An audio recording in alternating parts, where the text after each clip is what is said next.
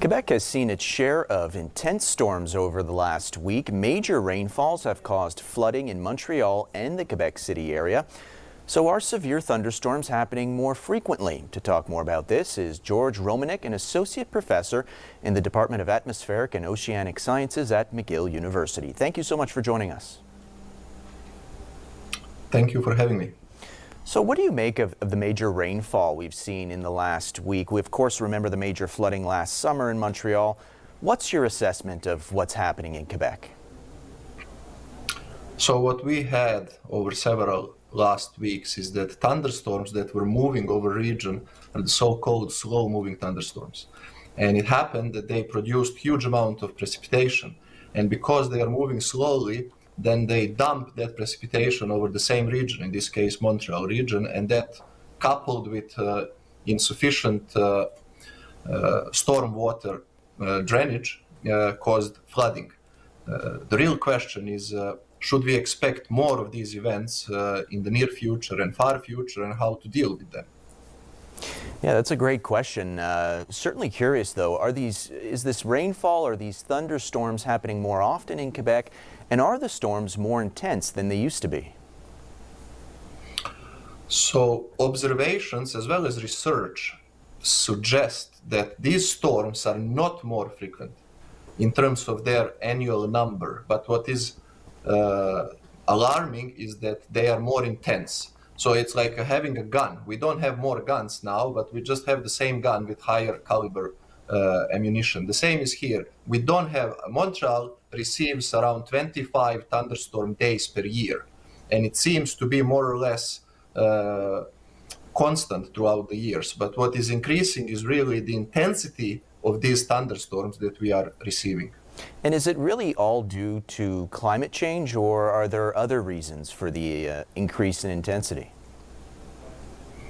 So one reason is natural variability of the climate. Another reason is artificially induced climate change. Namely, temperatures are rising, and temperatures are also rising in southern Quebec and Montreal region, and warmer atmosphere can hold more water vapor. And water vapor is fuel for thunderstorms. So that means that the thunderstorms that form, as I just said a few minutes ago, are more intense. We give them more fuel by atmosphere being able to sustain more water vapor. That water vapor, of course, condenses and falls like precipitation, and then at the end of the very day, we get also flooding. It seems like it rains so hard so quickly in a short amount of time, and it really overwhelms our drainage systems. So how do people adapt? How do homeowners adapt to this?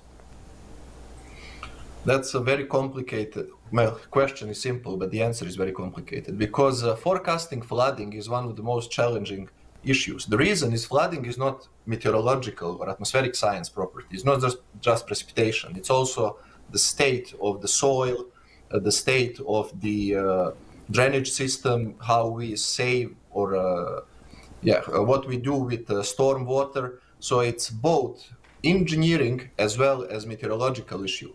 In principle, our drainage system is between 30 and 50 years old. So it definitely requires upgrading and making it more efficient for thunderstorms that seem to be more and more intense. However, the topic of redesigning and improving drainage system is beyond my expertise. You know, these storms can be very dangerous. It looks like a church in Saint-Ours near Montreal was struck by lightning. So what should people do during these storms, and what's the best way to stay safe? So in terms of lightning, if one hears thunder, then that person should immediately go indoor. If you are outside, then you should definitely seek shelter. If shelter cannot be found, then by no means do not go next to an isolated tree or nearby some very tall object. If you are in the field, that's the worst case scenario, of course, then again, don't go next to an isolated tree. Try to be perhaps 50, 60 meters away from the tree. But don't go far away as well, then you become, so to speak, tree. You become the highest object on the field. If you are inside, then close the doors and close the windows, and do not be close to electrical equipment. And this particularly, I have to say here, this particularly holds for men, because in North America, about 70% of people killed by lightning are men. One of the reasons is they don't take threat seriously, and then they get hurt. Djordje Romanic from McGill University, thank you so much for doing this today. My pleasure.